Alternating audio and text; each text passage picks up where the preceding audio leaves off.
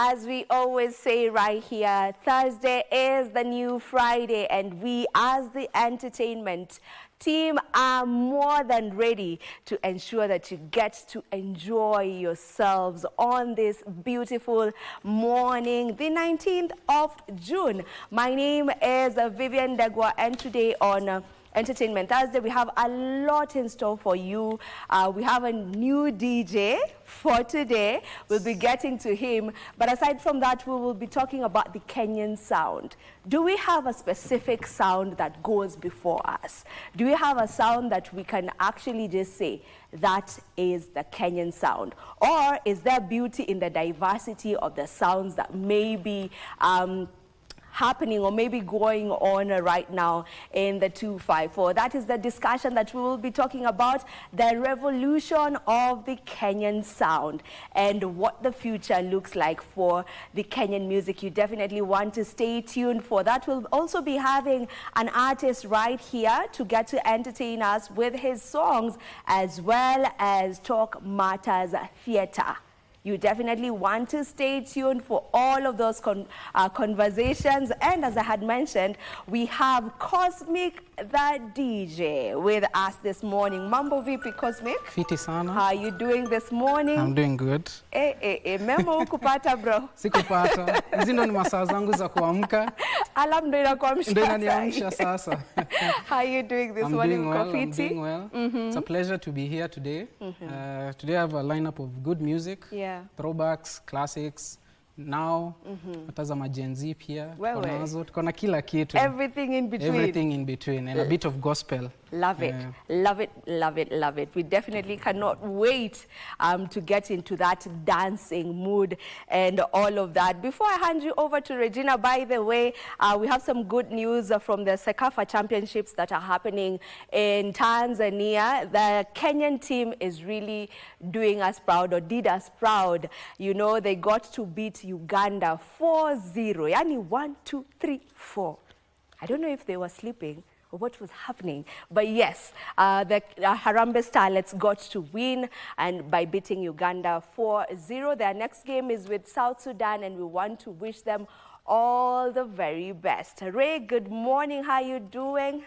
Good morning to you, Viv, and I like the new energy in the studio, so to speak. Maybe it's because Thursday is the new Friday, and hey, it is Entertainment Thursday. And I like that you started on a note, the Harambee Starlets, not Harambee Stars. I said Starlets. Yes, and I'm just repeating it for emphasis. Harambee Starlets, the ladies are doing us proud there at the Sakafa. 4 scores, or rather 4 goals there, took us to where we needed to be, and I hope we also clinch the match against Sudan. So that's a win for us. And I like the new DJ in studio. Yes. We also know him in a different capacity, but now he's our Cosmic DJ in studio. I like that he has also throwbacks, because some of us, the music that we listen to, I think is not palatable for, you know, but it's okay. Music transcends time, geographical placement and such, so we enjoy it. I like the question that you posed, Viv. Do we have a distinct sound of our Kenyan music? That has been a debate happening for the longest time. Do you think we have a distinct sound that like represents us as Kenyans? I have had that debate in social discourse. There are some who say that Gengeton is more or less our tone. I'm like, no, because we also have Zilizopendo. It's still our local music and such. So we do not have, I think we have a lot, we are more diverse in the musical scene, musical front. But if you look at the western part of Africa, even going back to the lessons that we took in, you know, in music, you'll understand that the drums play a significant part in West Africa music. Right? You can distinctively say that we always have the sound of drums somewhere. You know, going back to the tom-tom drums of West Africa and such.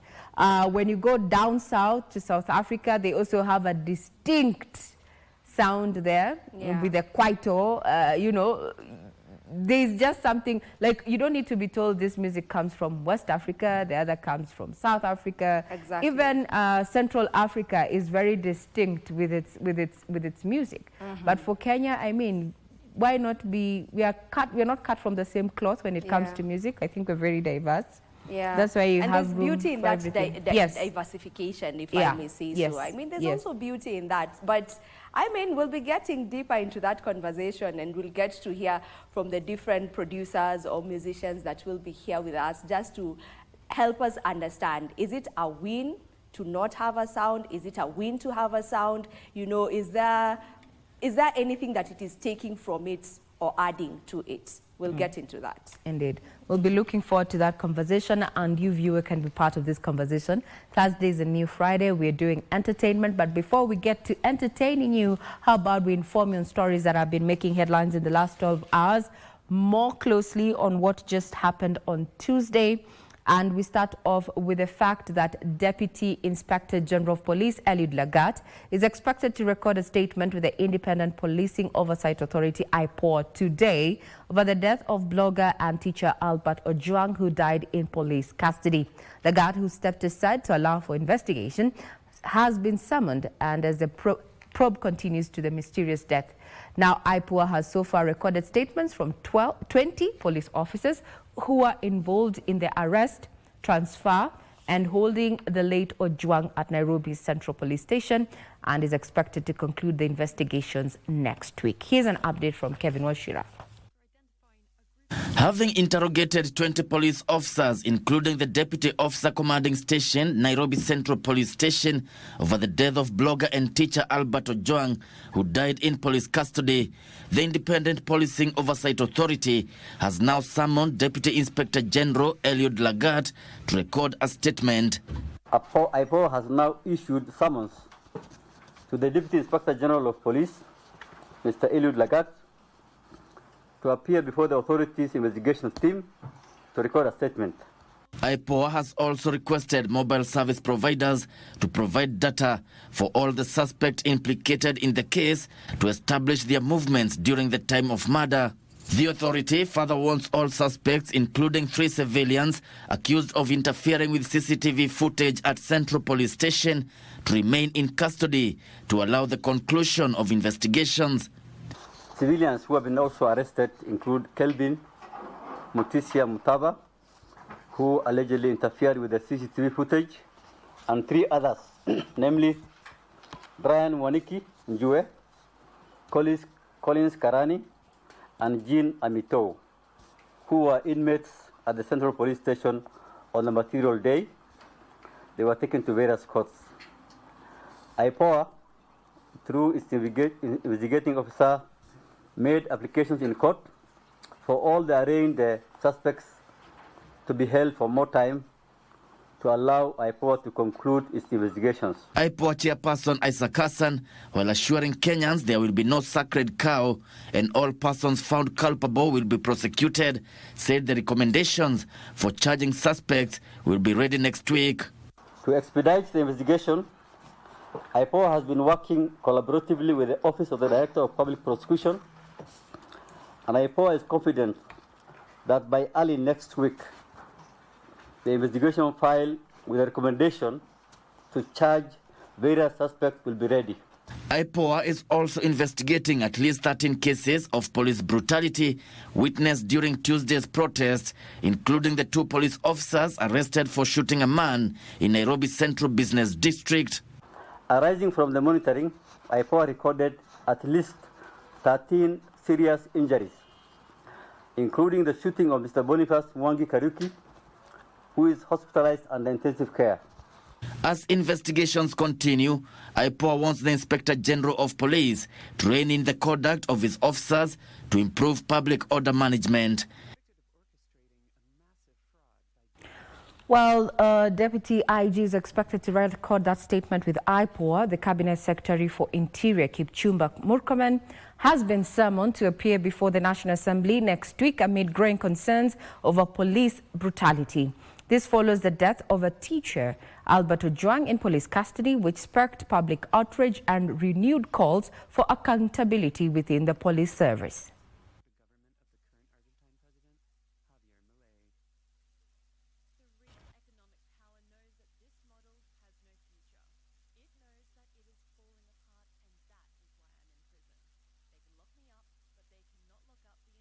one of the greatest problems that states are to have is the issue of insecurity related to where technology is taking us to. The police, the intelligence, the governments, wherever they are at risk because individuals are ahead of them. Citizens are ahead of them. And that's why there's this outcry, because you are trying to adjust, you are trying to adapt with a speed that you are not able to cope. Our government, rather, must move fast and regulate the artificial intelligence space, owing to the fact that artificial intelligence nowadays is even being used in the space of healthcare. It's also being used in the space of manufacturing. It is also being used in the space of education. So how can we, in a world that is moving very fast, be reluctant in regulating this space?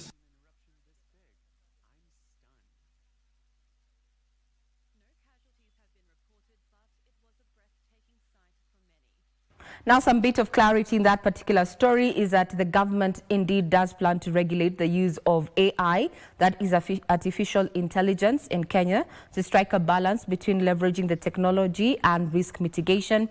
Those are some of members of the Parliament saying that this development arises amid increasing worries about the AI-driven misinformation, as it could be used to manipulate public opinion and undermine trust in public institutions. Further details are available on our website, that is www.kbc.co.ke.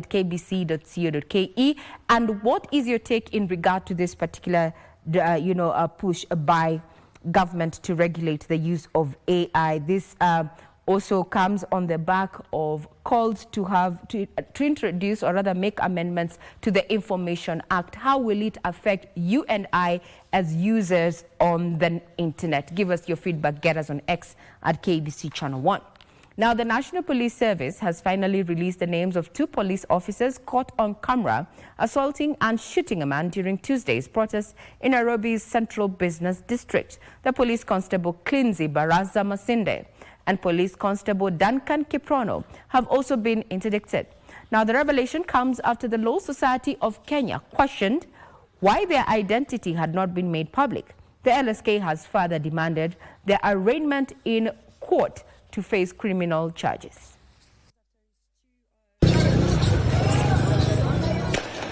Less than a day after the National Police Service said the police officer who shot an unarmed man at a point-blank range is in custody, the Law Society of Kenya is reading foul play. LSK President Faith Odhiambo saying the officer ought to be produced in court to face justice.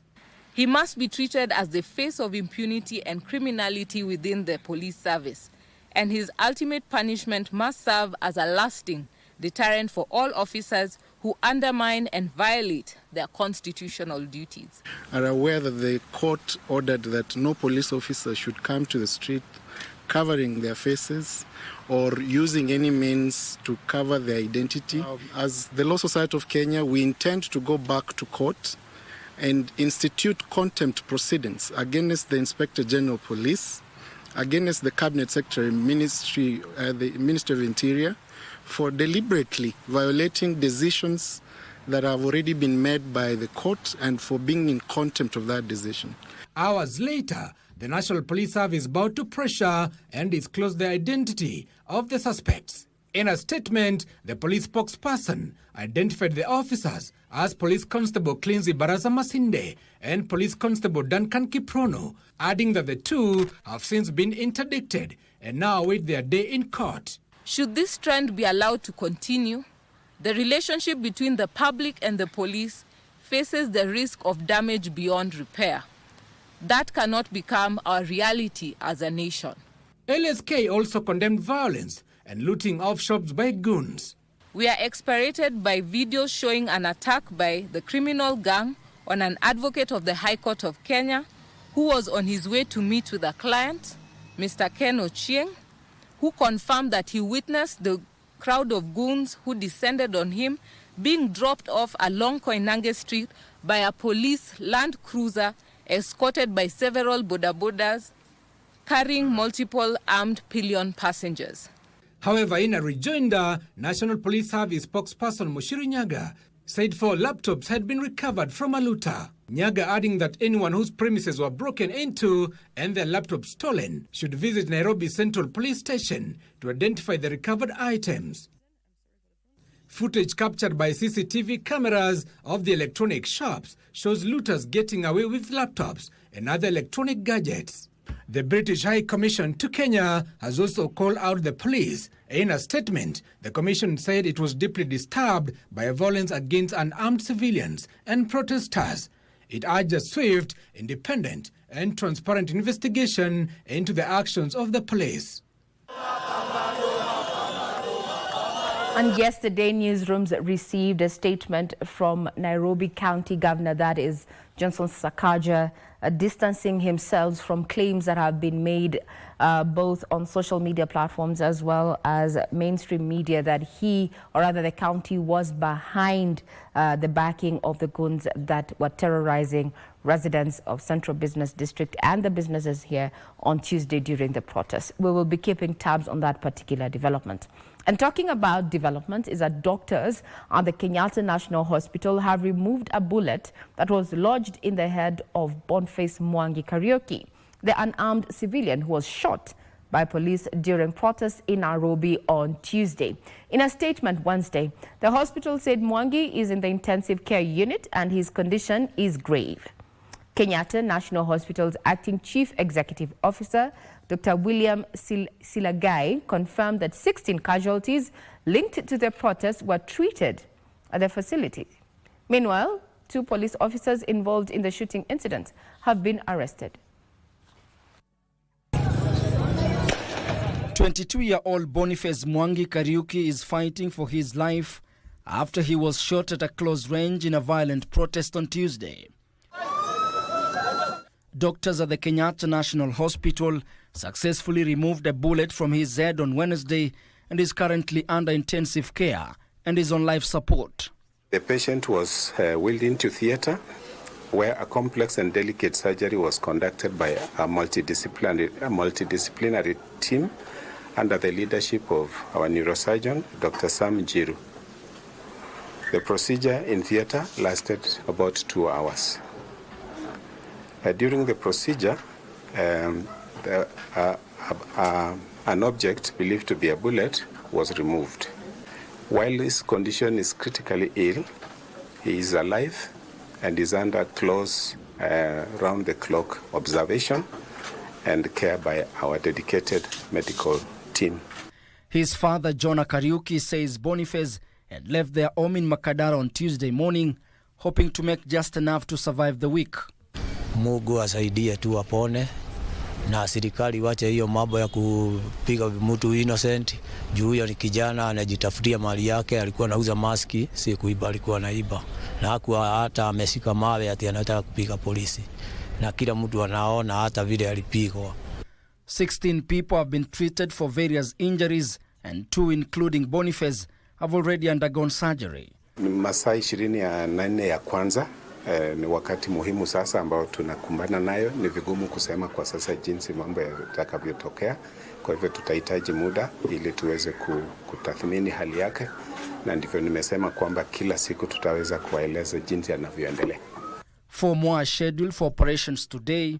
9 protesters were treated and discharged. 1 patient, still unidentified, is reported to have suffered a skull fracture from blunt trauma. Philip Okech, a university student and a fellow protester, is also among those recovering. I was shot 2 bullets, one at the arm, another one at the neck. The moment I was shot, I got unconscious, and I got consciousness at around 7 p.m. at Kenyatta. As Boniface remains unconscious, his story has come to symbolize both personal pain and a growing national outrage, fueling louder calls for justice, accountability, and an end to the violence. Polisi wote wawajibike juu hata hao wako na watoto, na ule wameumiza pia ni mtoto wa mtu. Unasikia uko na uchungu mingi, na huyo karao amefanya makosa na anafaa kuchukuliwa hatua kali. Tunaambia serikali hapa sio ile mambo ambayo tunasemaga hatujui ama We want justice for Boniface Kariuki Mwangi and nothing less than justice. Na tunasikia kuna askari alishikwa jana, walitueleza, hatujui picha yake, hatujui jina yake, hatujui baji yake, na hatujamwona mahali. Tunajua 24 hours zinaisha before jioni. It's either watuletee, waweke kwa gazeti tumuone akiwa kwa koti, akifanywa mashtaka, ndio tujue kweli hii country ni ya democracy. Goons were being protected by police, and the police attacked this young man who was trying to eke out a living by selling masks, who was very peaceful, he was not looting, was not doing anything, and they protected the goons. And as a result of that, we need proper intervention. 22-year-old identified by his family as Boniface Kariuki is still in the intensive care unit, alive but fighting for his life. The bullet is out, but the question remains, who will take responsibility? From Kenyatta National Hospital, I'm Ben Chumba. That's a good question. As he's fighting for his life and return to normalcy, as we pray for him, who takes responsibility for what happened on Tuesday, and does it mean it ends? We'll be keeping tabs on matters of police brutality on a day that Deputy Inspector General of Police is expected to record a statement with IPOA. Still sticking on matters securities, that interdicted Central Police Station Commander Samson Talam will be the guest of the state for the next 15 days, pending investigations into the death of teacher Albert Ojwang Omondi. Trial magistrate Benmark Ekubi ruled that the prosecution had adduced compelling reasons to show Talam could use his influence to interfere with the witnesses. This even as the Independent Policing and Oversight Authority investigator Abdi Rahman Jibril was summoned for mischief in using Talam's mobile phone that is under his custody to solicit money from members of the public. Appearing in court Wednesday for the ruling, Samson Talam waited patiently for his pre-charge bail. The prosecution and the IPOA team had on Monday applied to detain him for 21 days, citing the complexity of the exercise. Reasonably and logically, and because I'm a student of common sense and the law, and commonsensically starts counting from 16. According to us, the counting from 16, that would also be supported by the fact that the court gave its days in relation to the date of delivery of the ruling. Trial Magistrate Benmark Ekubi ruled that the prosecution had stated 4 compelling reasons to detain Talam, but fear of interference with witnesses, given his rank as a chief inspector, caught the court's attention. It is also not controverted that the scene of crime was tampered with, where the CCTV surveillance system installed at the station were interfered with. Cumulatively, having laid down the evidence pointing to the possibility of respondents interfering with the witnesses and investigation, I can sagaciously adjure that the state has credibly and specifically demonstrated the likelihood of such interference. The court also noted that in his 29 years of service, Talam has a rich network across the country and could apply the Blue Code of Silence to cover up on the matter. The investigating officer, Abdi Rahman Jibril, estimated that they are 49% through with the investigation. Extrapolating from that figure, I direct that the respondent shall be remanded for a period of 15 days to allow the conclusion of investigation. The magistrate further summoned IPOA investigator Abdirahman Jibri to court this Friday, 20th June, to respond to claims by Talam's lawyers of using his phone, which is in his custody, to solicit money from the phone contacts. And then we can summon the investigating officer, Mr. Jibril, to shed light, because, through, I understand he has communicated through a message. Meanwhile, the interdicted OCS will remain in custody until 1st of July this year. The Blue Code of Silence that is covering up of police officers has denied Talam freedom of liberty, even as investigations into the death of teacher Albert Ojwang gathers momentum. Ruth Wamboi reporting from Milimani, Lokot.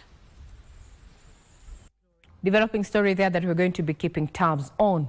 Now, the Kenyan embassy in Israel has issued an urgent safety advisory to Kenyans amid the ongoing hostilities between Israel and Iran. The government is calling on all Kenyan nationals to residing or traveling in the region to exercise heightened caution. As tensions escalate in the Middle East, the government has reiterated that the safety and well-being of Kenyans abroad remain top priority. In a statement released on Wednesday by the Principal Secretary, State Department for Diaspora Affairs, Kenyans in both Israel and Iran have been urged to strictly adhere to emergency preparedness guidelines. According to the advisory, Kenyans have been urged to exercise extreme caution, avoid non-essential movement, monitor local media and emergency alerts, follow instructions from local authorities, and keep emergency documents and supplies ready. Kenyans in distress or in need of urgent assistance are advised to immediately contact Kenya's diplomatic missions in Tel Aviv, Israel, and Tehran in Iran using the following numbers: Kenyan Embassy, Israel, 972 3575 4633 or 972 5469 14773. Retaliatory attacks between the two countries have increased in the last 6 days. Israel hit 2 Iranian centrifuge production sites overnight, according to the United Nations nuclear watchdog, while Iran says it targeted Israel with hypersonic missile.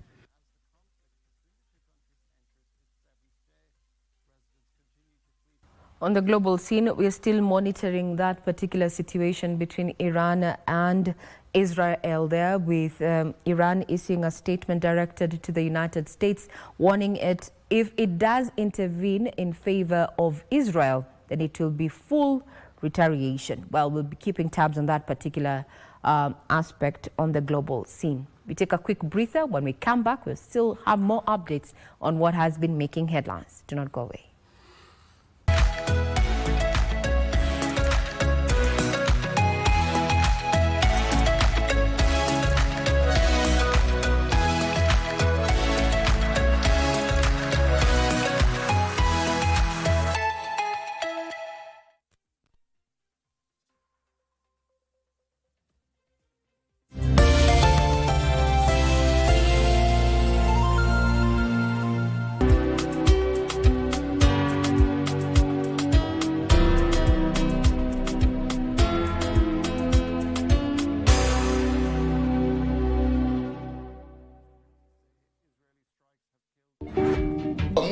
Nimeua mtu kweli? Haujaua. Alafu basi nipeleke pole pole. Ngoja niongee na huyu. Lakini unapatanga advertisement, si ndio? Sasa advertisement ikitokea kama haoni atajuaje? Please, I'm not asking you. Why do you vacuum people in the store? Which? The English now is coming out. 50,000 pocket money. Mtoto ende tiari. Hiyo ni kama si ni change kidogo, pesa kidogo ambayo ndaweza. Umesikia market that kwa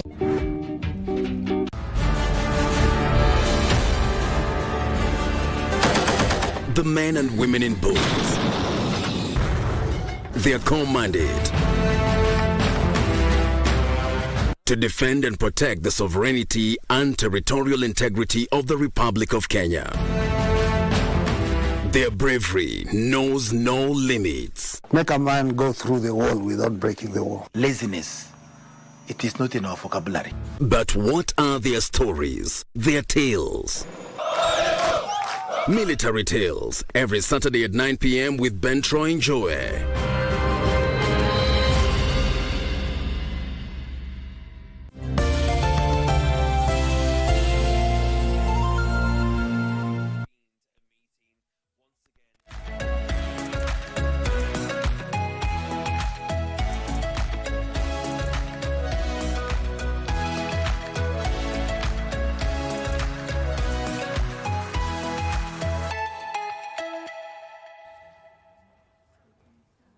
Welcome back. It is in the headlines on Good Morning Kenya. As we said here, Thursday is the new Friday. But before we get to the entertainment section, we bring you up to speed with stories that have been making headlines in the last 12 hours. And it's good news for the devolved units after the mediation committee appointed by the National Assembly and Senate to unlock the stalemate on equitable share of revenue was unanimously or made a unanimous decision yesterday of 415 billion shillings to be shared among counties in the financial year 2025-2026.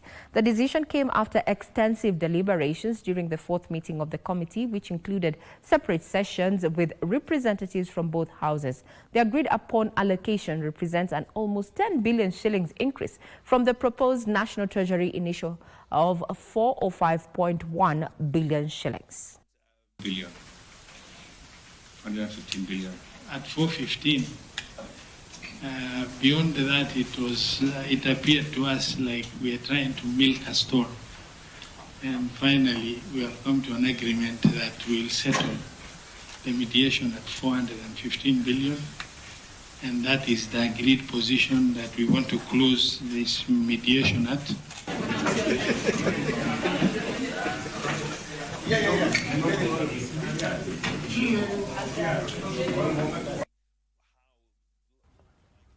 Now that 10 billion shillings increase in the equitable share drives up what the counties are set to receive in the financial year 2025-2026 from the initial 405 to now 415. It means in entirety, including appropriation in aid, comes to around 489 billion shillings. Does it mean that those who are owed by the counties, and as far as spending bills are concerned, are going to receive their monies in this financial year?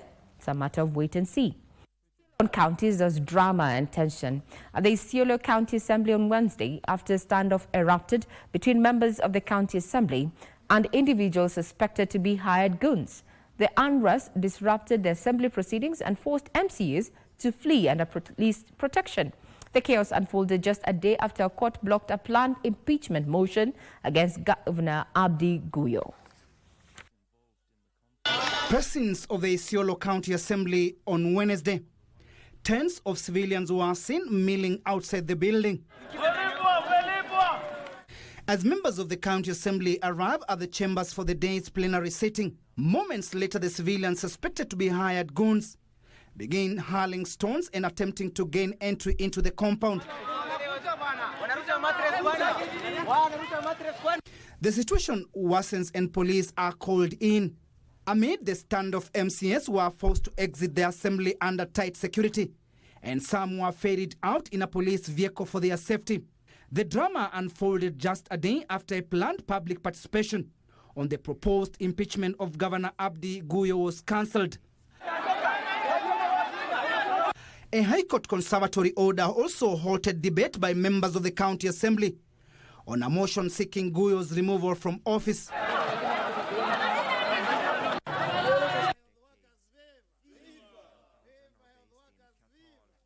To show that there is a meme on social media indicating that when those in leadership position use civilians to counter other civilians who are, protesting against bad governance is just diabolical. I don't know what you have to say. We are open to your feedback. Get us on X, include where it is that you're watching this particular broadcast from. Still on the counties, is that a family from Taranganya area in Migori County is calling for justice following the killing of their 19-year-old son in Angata, Baragoi, near the troubled border between Gitwembe and Angata. The region recently experienced a surge in ethnic conflict between the Kuria and Kipsigis communities. Here's a recap of what is happening in the counties. The deceased, who worked in the boda sector, was allegedly attacked and killed while ferrying a passenger to the conflict-prone Angata Barikoi area. Philip Pambura Caleb, the Ntimaru East member of County Assembly, urged government intervention to de-escalate tensions between the Kuria and Kipsigis communities before more lives are lost. Mtoto wangu ako very innocent. Sijawahi sikia amechukua hata kama ni kitu ya mtu. Wangeniambia tu, mama, mtoto wako ametuibia, inastahili. Uone vile utatulipa. Mimi ningeng'ang'ana nilipe, lakini uhai wa mtoto wangu penye imefikia wamenimaliza. Ninaomba tu haki serikali, mwanisaidie jamani. Mimi sina hata la kusema, sina mbele, sina hata nyuma. Mimi ninaona tu watu wamemaliza mtoto wangu. Wacha tu serikali iingilie kati penye imefikia. In marking Men's Mental Health Month this June, Meru Woman Representative Elizabeth Karambu Kailemia has urged men to speak out about their struggles. They struggle so hard and they don't have anybody to even tell their problems. That's why I'm requesting men to have somebody, a friend, who they can talk to, or friends, wherever they are. They may be just socializing in their normal areas, but at least to open up to somebody, or even have a support group. Finally, the Childline Kenya non-governmental organization has unveiled a project dubbed Not Invisible Anymore, aimed at addressing increasing cases of child labor in Kakamega County. Just sensitizing and ensuring that the parents are there for these children, the parents are informed of their role. Amidst the hard economic times, how are you protecting your child to ensure that this child does not fall prey to the community that we are living in?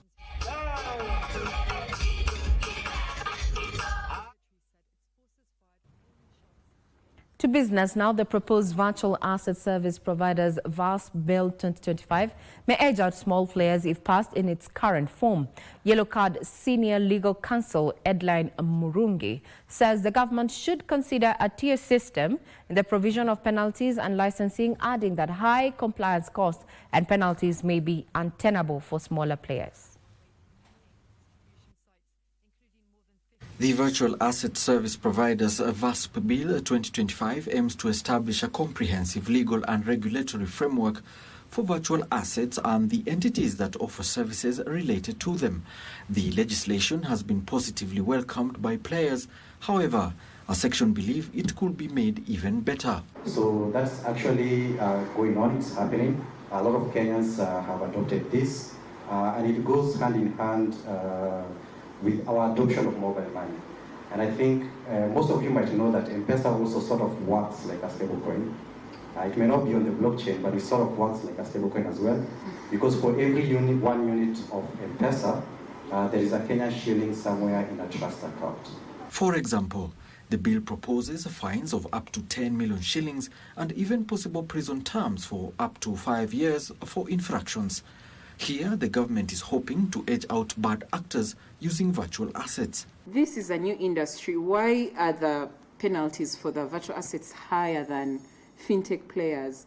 So our suggestion was we can have the penalties slightly lower than the fintech industry, then tiered towards small, medium, large.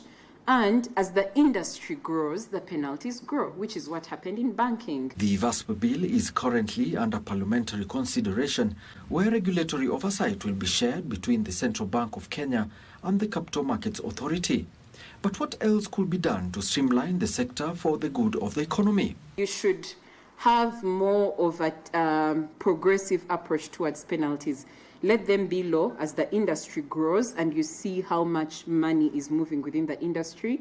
The penalties grow. If you realize that the people in the industry are taking this particular thing for granted, then you add more penalties to that thing as compared to the other thing that the industry players are not necessarily doing. The bill's successful implementation could position Kenya as a more attractive hub for crypto-related ventures in the region. Industry players are now saying that the issue of virtual asset service provision is not a matter of large or small. However, they're looking for proportionality when it comes to issuing penalties to small players and big players alike.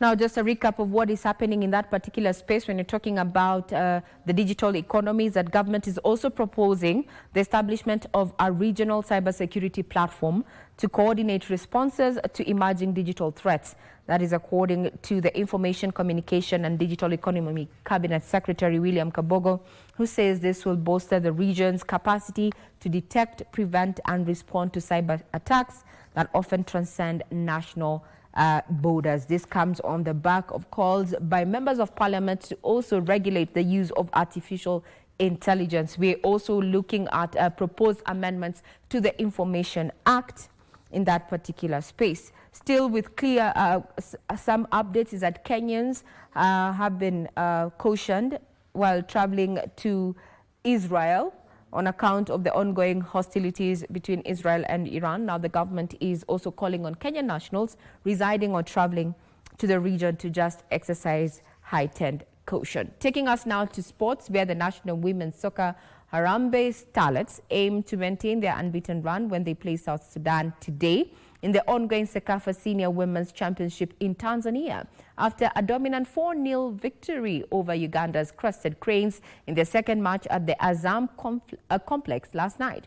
Kenya took control of the match from kickoff to race to a 3-0 lead by halftime. Diana Washera opened the score sheet in the 18th minute with a powerful header from a well-placed corner by Akinyi. Team captain and woman of the match Dorcas Shikobe doubled the lead in the 26th minute with a composed one-touch finish before Violet Nanjala nested the third goal minutes later to leave Uganda trailing by the breather. Now, Martha Amonyelet sealed the winner with a goal in the 80th minute, her third in the tournament, to ensure a second consecutive victory for Kenya, following their 3-0 defeat of Burundi. With 6 points from 2 matches, Starlets now sit second place, well positioned for the title they last won in 2019. Uganda, who are the defending champions, had hoped to build on their earlier 5-0 win over South Sudan, but would not be as hosts.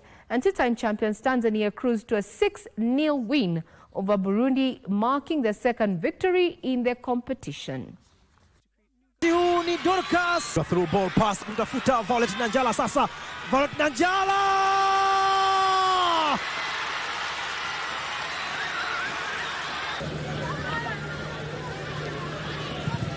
Mwanga maji ndani kule, nafasi kwa Fesa!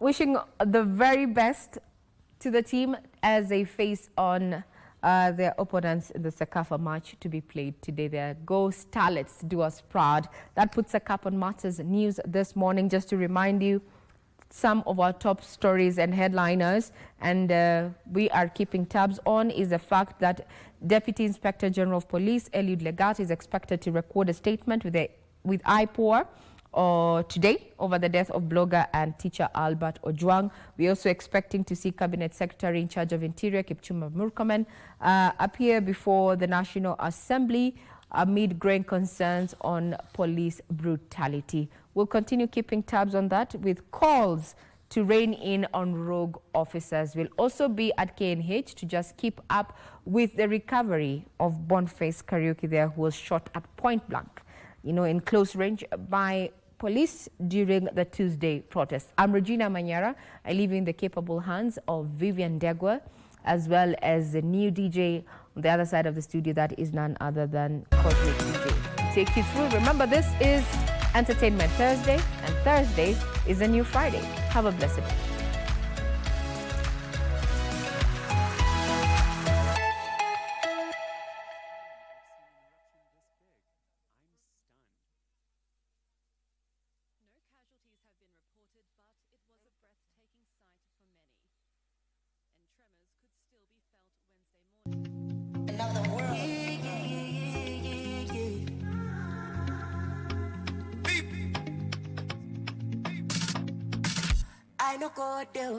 I no go there, was I on the ways. I follow there. I no fake on the look with your face. I'm mobile. Bele beko fito in your case. So I no go there. I no go there, was I on the ways. I follow there when money did it. So no go there.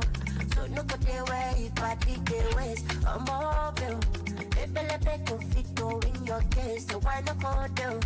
I no go there, was I on the way.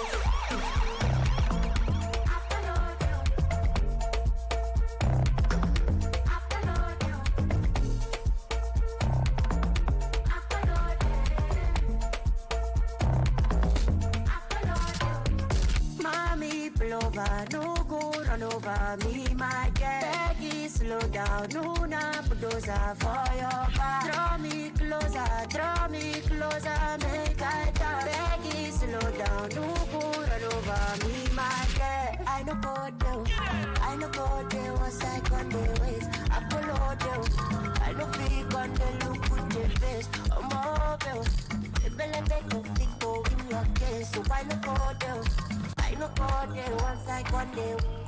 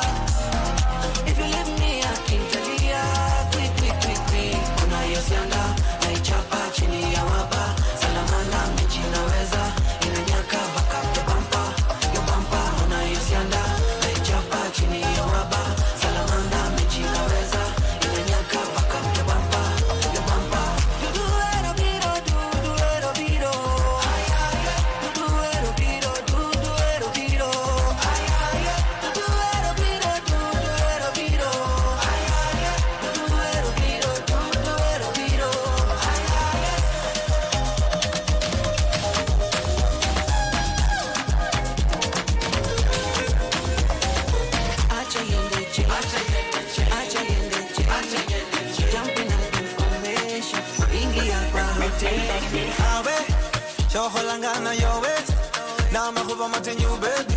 I never seen another you, baby. I got my eyes on you, yeah. I pull up on you, yeah. I feel like I know you. Champagne wanna pour for you. When you move on, eyes on me. Put my hands on your waist, girl. I love how you shake it, more than diamonds. You kill 'em with a different style. Every time you bust a wine, so fine, you already know. Baby, she when you're hana tash, when you're bukula, I'm a best like I pull up do. When I watch you lie in your mind, she do she lulupa. In a sauce, in a sauce, in a sauce, in a left. Wahala, wahala, wahala, fire, papa. Wahala for the thing you find out, papa. Somebody's daughter, find mommy, you want that. Wahala.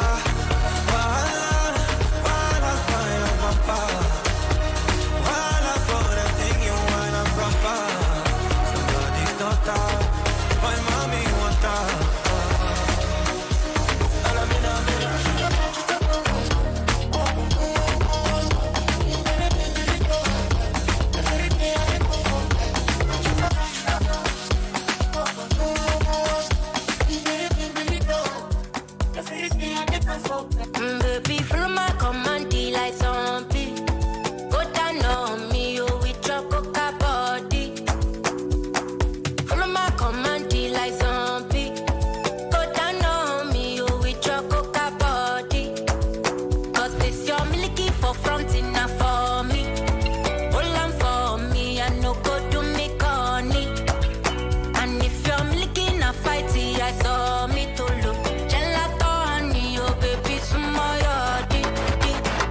Baby, gonna waka waka when you enter Malicha.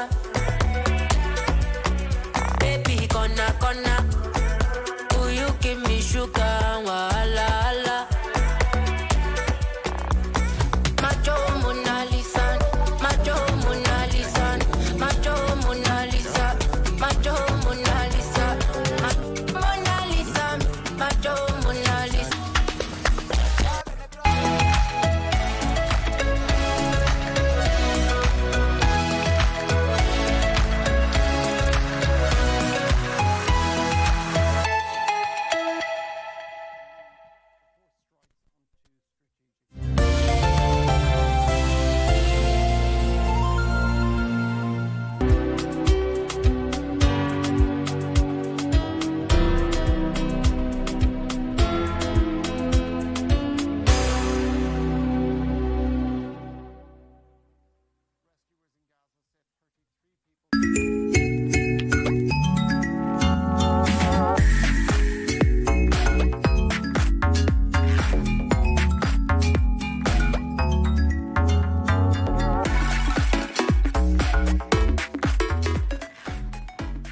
Say the art without art would just be, get it? We circumnavigate the globe and traverse the local scene to bring you art and culture at their very best. From fine art, culinary art, performing arts, and even cultural events, you name it, and we have got you covered. My name is Kevin Kesioki, and I will be serving you this and much, much more each and every Friday at 8 p.m. only on KBC Channel 1.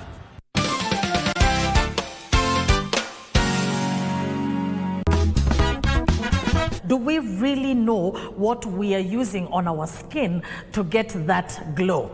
Do we fully understand the risks and the benefits, both short and long term, when it comes to these products and practices? You look at your diet. What am I taking that is going to boost the skin?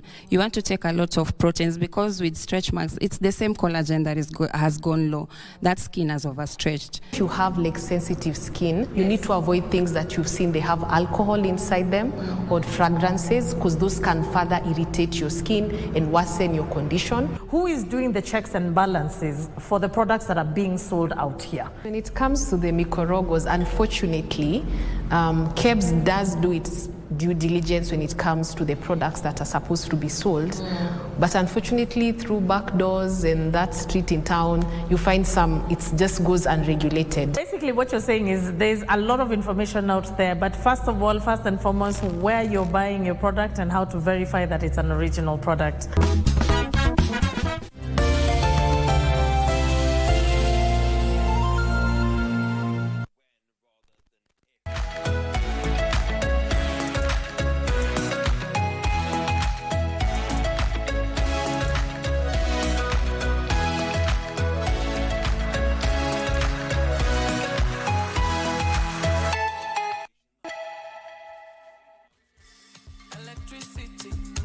Vibes on a frequency, yeah. Till infinity. Steady on a different beat. Life is not that deep. It's all about the energy, yeah. The mentality. I make it my body. The body go sign. And you know everything I do is nobody else concerned. Sure you go come online. And I see darkness all around me, but I know I'm the light. Shake, shake, baby, shake. I feel your vibration. I get on my lotion. Beautiful temptation. I get on rotation. Shake, baby, shake. Some looks deceitful. Yeah. What goes around comes around, come on. I don't fuss, I don't want drama. You know me and you know we know saga. We can go distance, lasting forever. Yeah. Manners don't deserve manners. Bad vibes don't deserve badders. Energy will run out and vanish. Cause when you step in, girl, you have finishing moves. Now when your brother really confused. No matter girl, yeah, I'm nicking you. It must be the bow in you. Cause you're holding all this time. Spending money quite fast. Baby girl, you're quite fine. How you doing like that? Go away, go away, go away, go away. You're only gonna bring that vibe. You can say, you can come over here. If you know how to have good time. Don't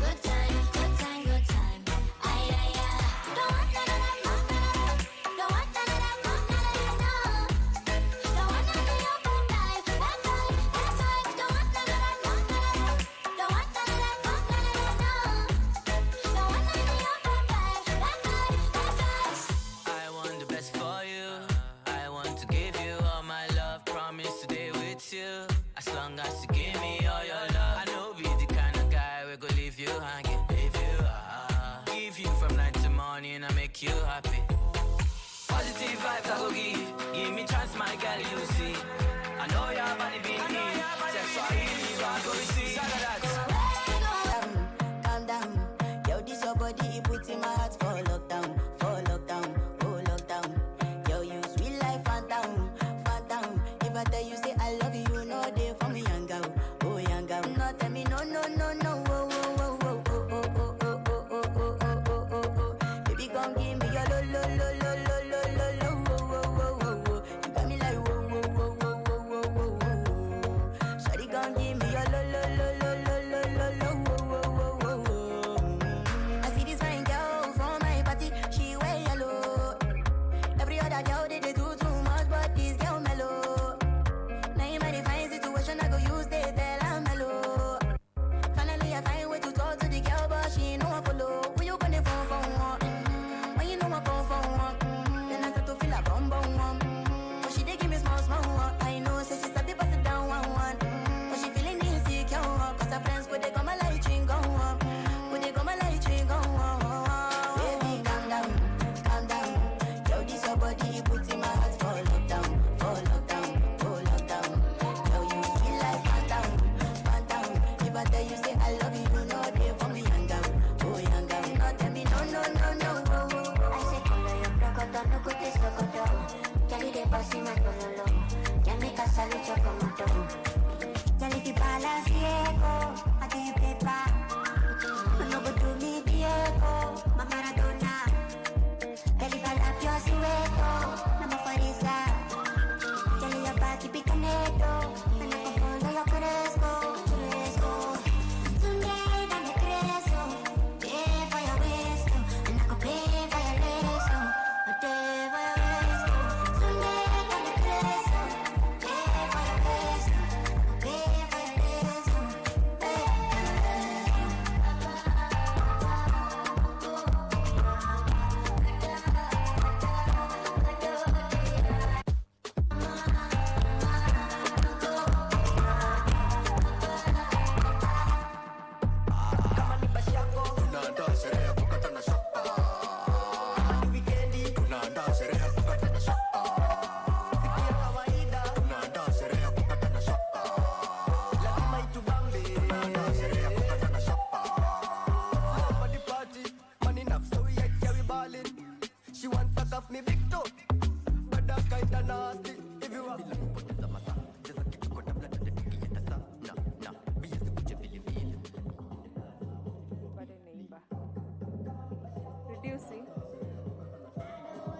on Vibes right here on Entertainment Thursday. Good morning, Kenya. We promised you good vibes, and that is exactly what we will be serving you until the end of this particular programming, that is around almost 10 a.m. So stay put. Now, allow us to begin with our first interview of the day. We have a rock minister and worshipper. Yes, he does rock music, but gospel. He ministers through gospel, through rock gospel music. His name is Kyalo. Kyalo Hezi Kyalo, and he's here to just get to talk to us about his journey in that particular side, that is the gospel music side. Welcome to the show. How are you doing this morning? I'm fine. Thank you. I'm doing great. You're fine, thank you. Yeah, fine, thank you. Yeah. That's really nice to know. Kindly get to introduce yourself to the people who are seeing you for the very first time. If you are given an opportunity to just tell us who you are, you know, so that we get to know you better. Okay. I'm Hezi Kyalo, a gospel rock musician. And I've done some other few things, but today let's talk of music. Yeah. All right. Why did you decide to move forward with rock as a genre? First, it was a challenge to me as I speak. Kama vile naeneza kwa mtandao, ilikuwa inanimekia noisy to my ears. Okay. And then I needed to put that challenge to me. Yeah, I choose to do it. Uliamua ujipatie challenge na rock music. Rock music. Yeah. And now we are doing it. We are glad to be there. Yes. All right. Acha tuongelele mziki wako, like the very first time you got into music, what inspired you kuamua wacha sasa niingie mziki ndo kitu ambacho nataka kufanya? Kile kitu ambacho kimenifanya nifanye muziki. Sana mimi napenda muziki. Na ile ingine ni most of the time napatanga nataka kujirelieve from that music and just having fun. Yes. Yeah. Ulianza lini? Nilianza kitambo from nikiwa class 5 there. As a dancer, dancing to churches, and later on 2018 ndio nilianza kuipublicize kama a career. Yeah. So ulianza kama dancer. You still dance? I've Yes, checked your YouTube and kuna bado unafanya dancing. Yes. Yeah, so you started off as a dancer, alafu sasa ndo muziki ikaingia baadaye. Ikaingia baadaye. Your transition kwako ilikuwa vipi? Was it easy? It was easy because it was easy because venye nilikuwa nataka sijui nisemeaje, but it was easy for me to transition and to get into that because I needed to do my own things full circle because of the challenges which ambazo nilikuwa napata kwa watu wengine na nilikuwa nataka kuzifanya kama mimi. And then nikuwe sasa wale wengine wako within me upate siwape hizo challenges is like I'm paving way to them. Okay. Yeah. Okay. So tangu sasa uanze officially doing this, you know, having or doing music as part of your career, unaweza sema hiyo journey kwako imekuwa easy ama imekuwa hard? Imekuwa hard, but we try because as they say, venye diamond ikuwe diamond lazima ipitie kwenye fire, kwenye hizo vitu, and then ikuwe diamond, ikuwe refined. And there, because even I prayed to God, before I be there, I have that good character. Because of me, life yangu imekuwa ups and downs, imekuwa on, sometimes even I give up uko before I believe in God. Ilikuwa nafanya vitu zingine, but now unapata sasa na refiniwa, I be having that good character at the end of it. Yes. Msema ulikuwa unafanya vitu zingine. Tuingilie hizo vitu zingine ama tuachane nazo? Hizo vitu zingine hizo. But one day nita publicize. Utaongelelea. It's not your time. Yeah. Bado hajafika time ya kuizungumzia. Okay. Lakini kifika tu I shall speak. But for now God amenifanya kitu. I can testify something from that. Yes. Okay, so what inspires your music? Ukiketi chini ukiwa unataka kuandika, what inspires most of your songs? One thing is about the Bible, because when we talk of gospel, we are taking pure Jesus now, and nikitoka out of the Bible, which inspires me to write my music and to rebuke me, to correct me, even to teach me. Unapata now I'm out of that. Mostly, which inspires me is about the Bible, and then to give a character to human beings. Kwa sababu tukiangalia, even kama nikileta bad energies to people, then later in the next generation, utapata there is no something worthy for them. They can learn from me, even they can do something which can help them. Okay. Yes. Cosmic the DJ. Liza Swali. Okay. I have a question for you. Yes. When I was going through your songs, yes, I enjoyed them so much. So I have a question for you. Yeah. How many people have you touched, or have people come out to you and told you your music has touched my soul? I've gone back to the Lord, or things like that? Not yet. I can say kunifikia, but I think what I'm doing is good, and one time they now wataanza ku testify for that. Yeah. All right. Now, as we almost come to an end of this interview, I know you'll be performing. You have your dancer with you, and you're a dancer yourself. Yeah. So you'll be performing for us. But before we get there, maybe we can talk about maybe collaborations. Yes, I'm planning even for collaborations. But I've done collaboration with one artist, which is my friend, called James Msanii, if I can mention. Umefanya tu hiyo collaboration peke yake, but nayo ilikuwa na challenge zake tukiwa, cause tulikuwa na rafiki, but now ukapata hiyo rafiki ni kama ulikuwa unataka kubreakiwa kwa sababu zile challenge tulikuwa tuna face tukiwa together. But what make us ilitufanya tuende through is about kwa sababu kuna place every month we go and pray and call God. Okay. Sasa hiyo hata tukiwa mbali tunajua that day, that month tunapaswa kuwa same fulani praying together. Now that ndio ilitufanya tukue to stick. Okay. So for collaboration I'm ready for any artist, even wale wako juu. Yes. UP specific kama ni mmoja ama wawili ama watatu ambao una wish ungeweza kufanya kazi nao kwa sababu unapenda kazi yao? Oh, I have a list. Even ningebeba hiyo kitabu tu niwaonyeshe hivi. Ni list kubwa hivyo imeandikwa kwa kitabu. Hebu taja kadhaa. Kwa sababu sometimes unapatanga akili yangu inarukaruka. But one is Piston, Reverend Piston.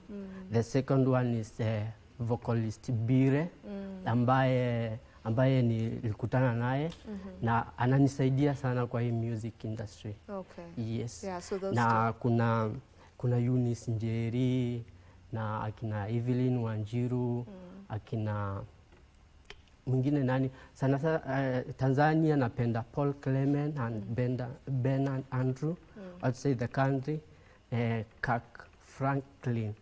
Yeah. Ungetaka fanya collaboration na Kirk Franklin. Yes. All right, nothing is impossible. Nothing is impossible for sure.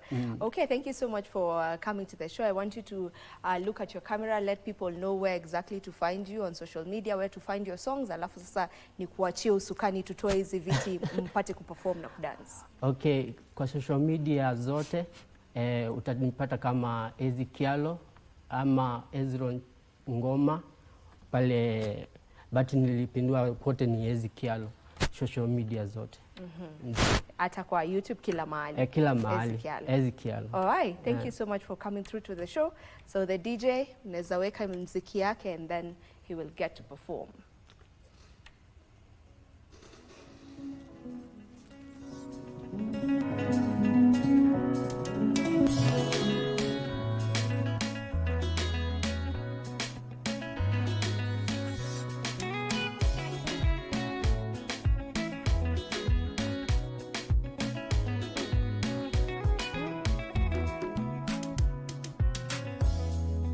ulimwengu na vituko zake, mambo yanayoathiri mawazo. Mwanadamu usiwe na mawazo finyu mbele za Mwenyezi Mungu. Ulimwengu na vituko zake, mambo yanayoathiri mawazo. Mwanadamu usiwe na mawazo finyu mbele za Mwenyezi Mungu. Mawazo yalainishe, uyafanye mapenzi yake Mungu. Mwanadamu we, mawazo yalainishe, uyafanye mapenzi yake Mungu. Mwanadamu we, mawazo yalainishe, uyafanye mapenzi yake Mungu. Mwanadamu we.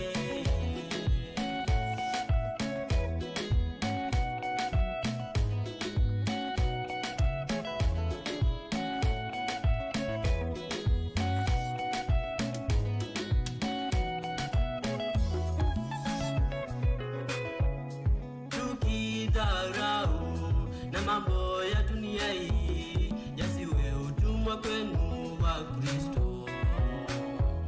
Kwa Kristo tuwaze na kuwazua mapenzi yake Mungu kila siku. Tukidharau na mambo ya dunia hii, yasiwe utumwa kwenu wa Kristo. Kwa Kristo tuwaze na kuwazua mapenzi yake Mungu kila siku. Mawazo yalainishe, uyafanye mapenzi yake Mungu. Mwanadamu we, mawazo yalainishe, uyafanye mapenzi yake Mungu. Mwanadamu we, mawazo yalainishe, uyafanye mapenzi yake Mungu. Mwanadamu we.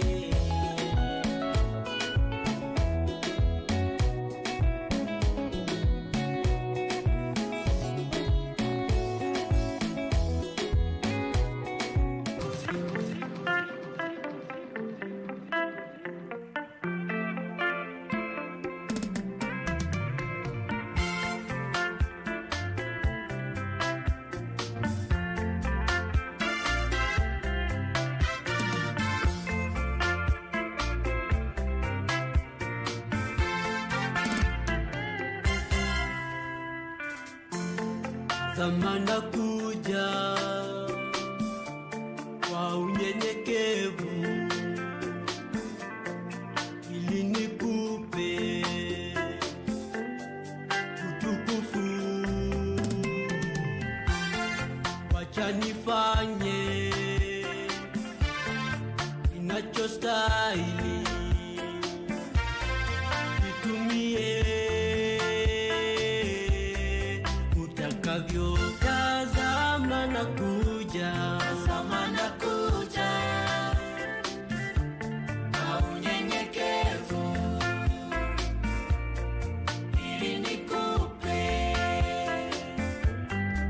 utukufu. Wacha nifanye inachostahili, nitumie Yesu, nitumie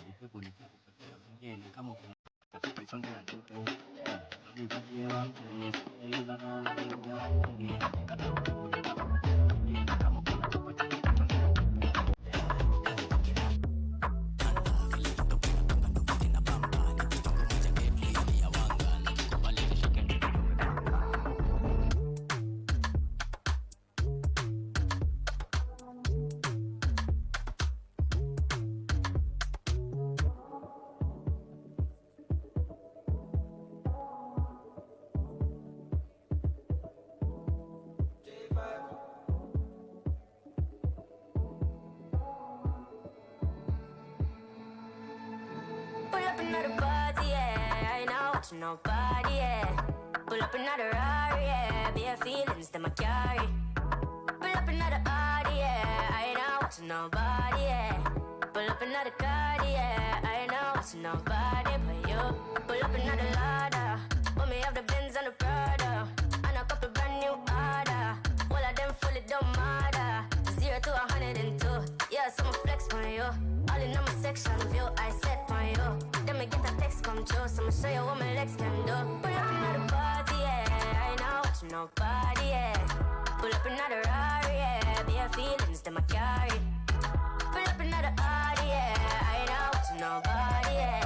Pull up another card, yeah. I ain't not watching nobody but you.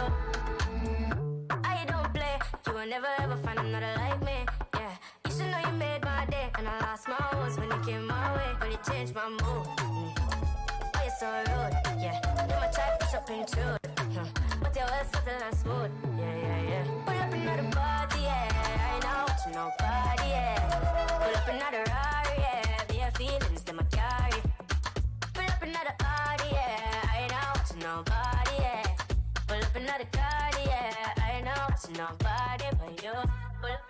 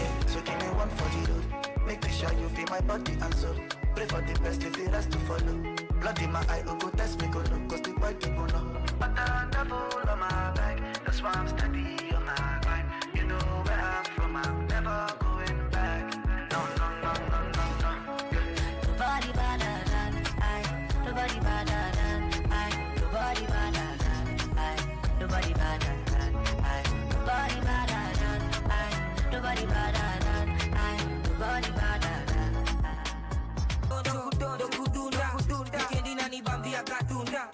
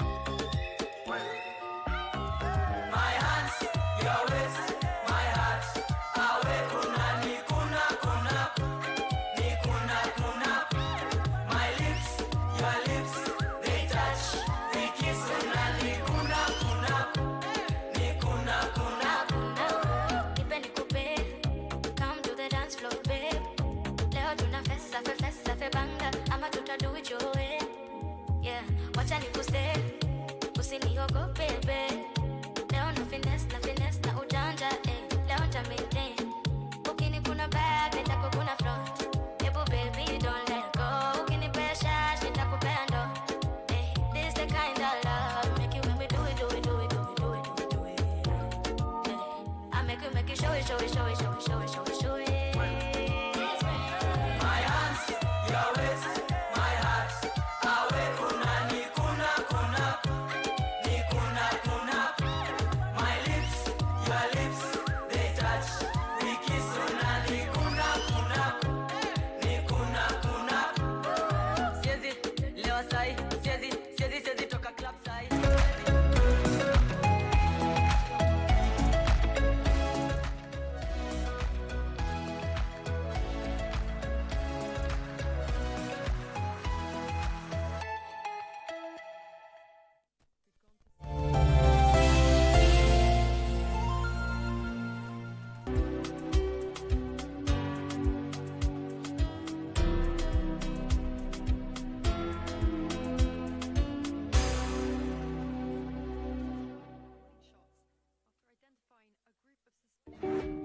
Mtu mwisho. Nimeua mtu kweli? Haujaua. Alafu basi nipeleke pole pole. Ngoja niongee na huyu. Lakini unapatanga advertisement, si ndio? Sasa advertisement ikitokea kama haoni atajuaje? Please, I'm not asking you. Why do you vacuum people in the store? Which? The English now is coming out. 50,000 pocket money. Mtoto aende tiaribu. Hiyo ni kama si ni change kidogo, pesa kidogo ambayo ndaweza. Umesikia market that kwa. We sorry hizo man. Hope utaleta jili juju ya kukidnap mtoto. Mbona? If I was in your shoes, I'll try and out him. Just get straight to the point. You know what? Auntie Jill was playing a game. This game is called... It's called what? Is that a Bible? Yes. A little bit confused. I can never do anything to Malaika. I just wanted you back. I'm gonna pray. I'm gonna pray.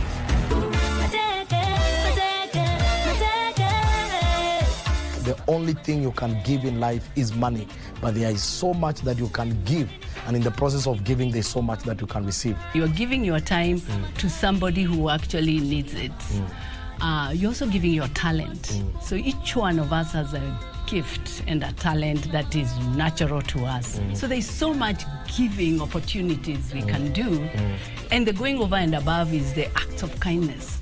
The person who feels they are stingy, I would say, is that you actually have something you can give.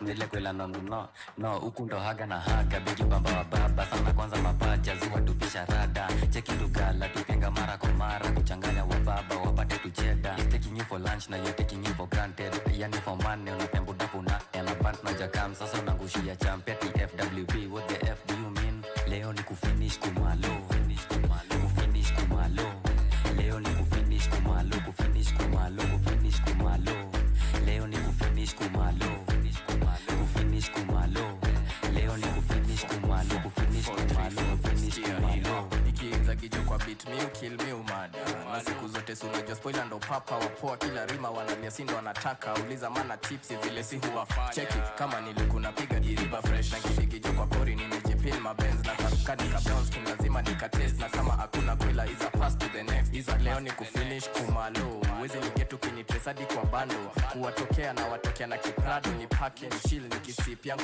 ha ati leo ni kufinish kumalo kufinish kumalo leo ni kufinish kumalo kufinish kumalo kufinish kumalo leo ni kufinish kumalo kufinish kumalo leo ni kufinish kumalo kufinish kumalo kufinish kumalo master niko set relax shotgun niko hapa baby pop baby pop I'm on the highway baby pop baby pop on the highway. I'm on the highway. I'm on the highway. Bless Sunday, fuck Monday. Tuesday, Tuesday, Sipendi Wednesday. Thursday, Friday, Nick Monday. Saturday, Popo Highway. It's a boys' night out. We out and about. Look loaded, no doubt. Nama pen kama 10. Habo was it for the drought. Take a narrow kama Kingston. Pasa.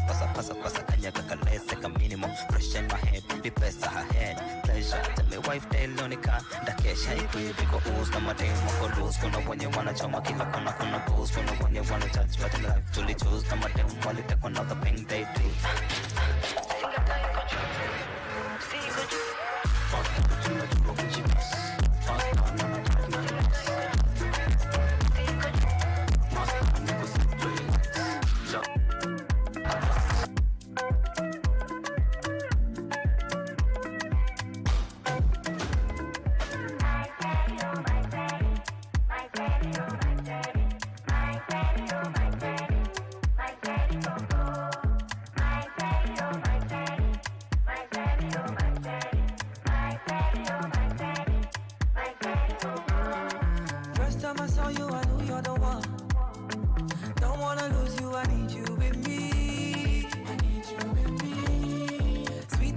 That I needed the most. Can't imagine life without my shady. I never wanna hear you cry. I wanna bring out the best in you so that we can share this life. There's nothing I wouldn't do. Only wanna see you smile, even if you don't have a reason to. You came at the perfect time. It's like I was sent here to rescue you.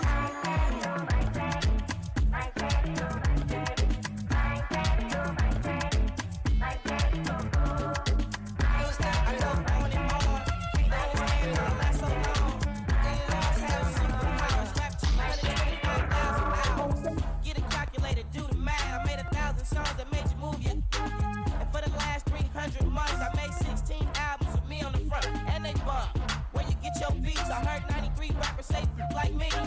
2 singers and 10 comedians, and I'm still gon' yell it every time you see me in. What's my favorite word? Why they gotta say it like short? You know they can't play on my dog, stay on the porch. Loadless.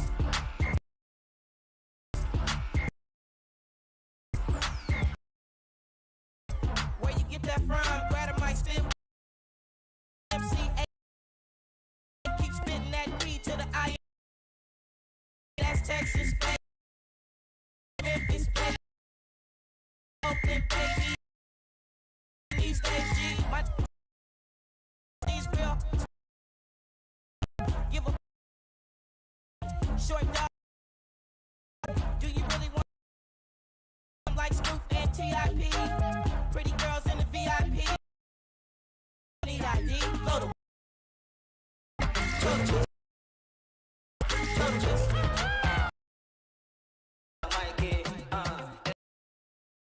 put your hands up, and everybody balance it up, stand up, and everybody want put your hands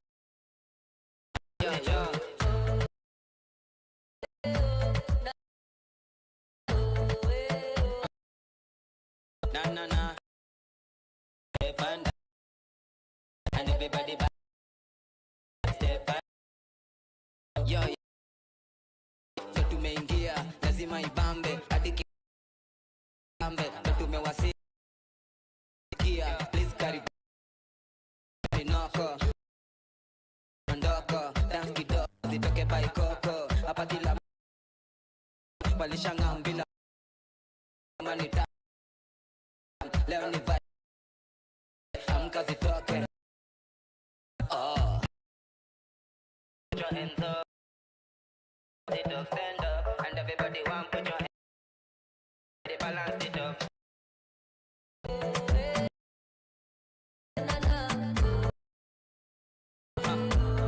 Na. Night till I feel pure. Men them outside. Because we know they out. When they see the mullah, we don't spray out.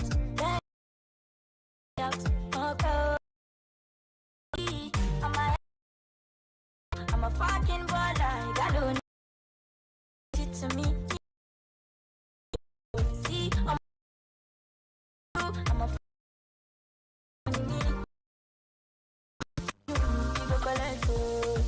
cheers to my friends and all pulling up, we strapped up.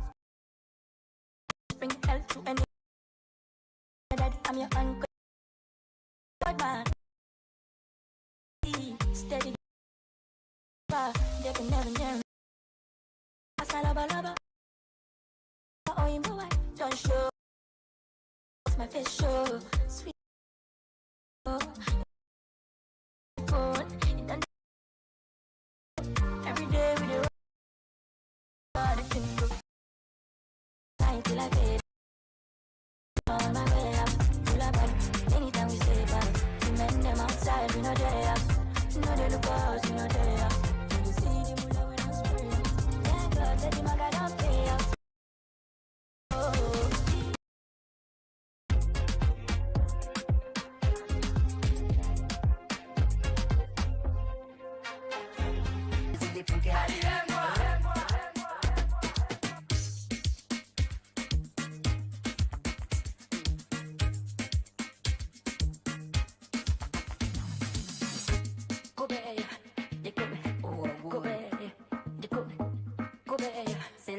Pull up, I wanna joy as in Bataka dem kokum Onyenyo kira kona bom Otinti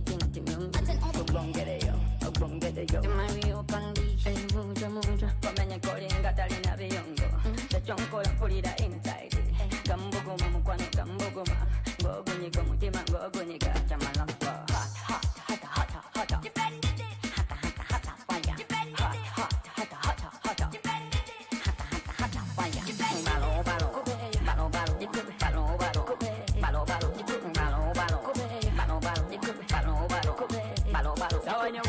Why like a whining machine? Yagalozin and Sanyo Sena Batin. You don't go to corner 1990. Kusudia kusakira party. I'm on a gambena kwatako. Wakukuku wa masanyalaze. Wamudivyo mufude sikati mpale. Atenga to isana kusu. Ula, otiliva butilivi wachikuba. Wafuna wako mwetega bode. Mkwano kumaba kunyege na cholava. Sente bakuola vikera guakola. Balo.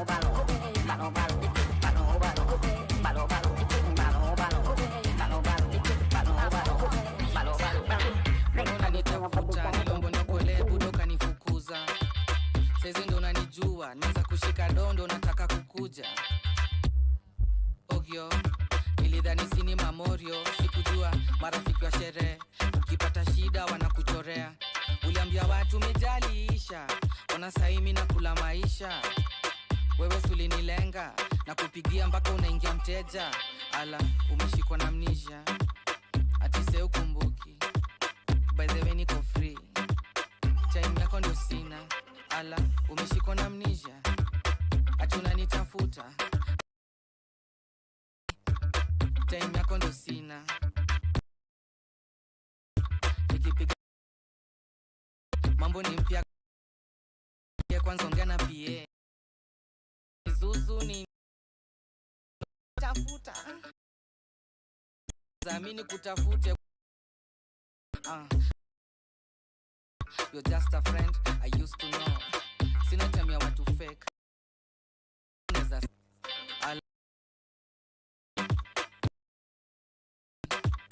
By the way niko time yako umeshika.